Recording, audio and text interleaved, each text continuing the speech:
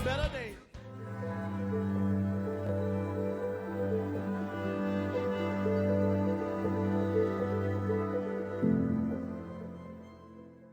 As-tu déjà pris une mauvaise décision en te disant « Pourquoi ai-je fait cela ?»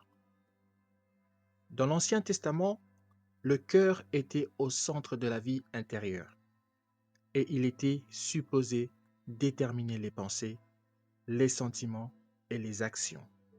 En fait, le cœur était une combinaison de l'âme et de l'esprit d'une personne. La recommandation de Proverbes au chapitre 4, verset 23, de prendre soin de notre cœur signifie essentiellement veiller soigneusement à la manière dont tu remplis ta vie intérieure. Ce qui pénètre ton âme et ton esprit détermine ce qui sort de ta bouche. Et ce que tu dis influence tes actions et tes décisions.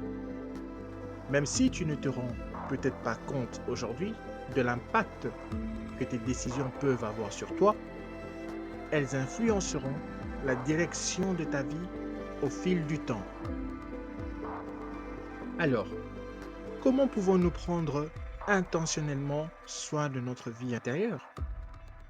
Puisque notre corps a été créé par Dieu, ce dont il a le plus besoin, c'est Dieu, car il est celui qui nous garde en vie.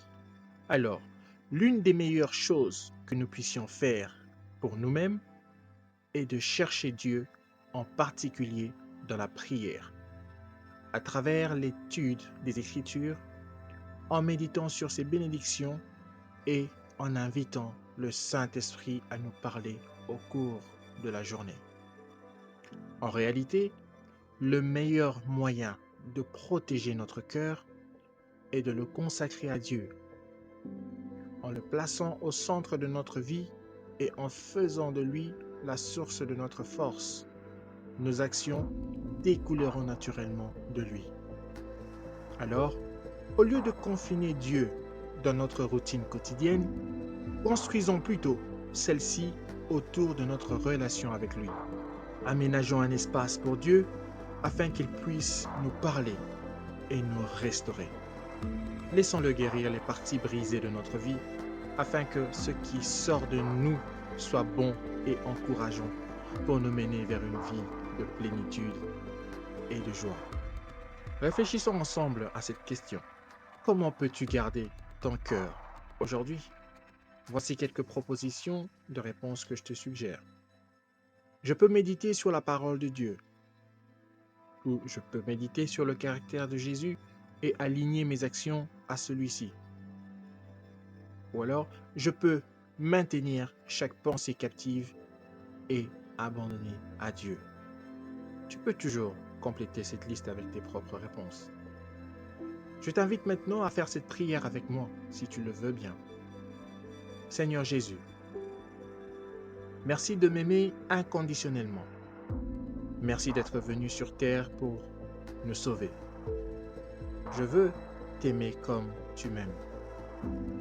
Je sais que ce n'est pas facile et que cela va me demander des efforts. Mais je veux que tu passes en premier dans ma vie. S'il te plaît, montre-moi comment garder mon cœur et apprends-moi à te ressembler davantage chaque jour. Amen. J'aimerais également te donner l'opportunité de faire de Jésus le Seigneur de ta vie. Tu peux répéter ces mots après moi. Seigneur Jésus, je me répands de mes péchés. Viens dans mon cœur. Je fais de toi mon Seigneur et mon Sauveur. Et merci Seigneur pour le baptême du Saint-Esprit en moi, dans le nom de Jésus-Christ. Par cette simple prière, je prie que le Seigneur te conduise sur le chemin de la nouvelle naissance.